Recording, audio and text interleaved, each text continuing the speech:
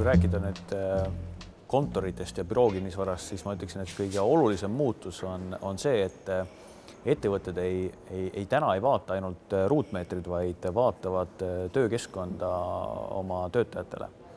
Et vaadatakse kõike seda, mida kontoriruumi juurde veel saaks kombineerida selleks, et luua parim võimalik töökeskkond. Et argumendiks ei ole mitte hind ega ruutmeetrite arv, vaid argumendiks on see, et kas nendel inimestel on hea seal olla või mitte.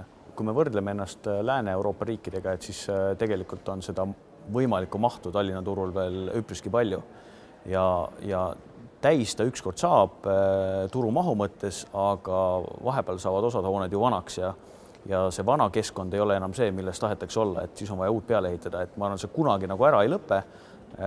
Kahjuks või õnneks kinnisvaraarenduses asjad võtavad nii palju kaua aega, et mõtted ja trendid jõuavad vahepeal mitu korda muutuda ja vajalik on pidevalt juurde ehitada ja siis vanale mingi muu kasutusotstarve leida.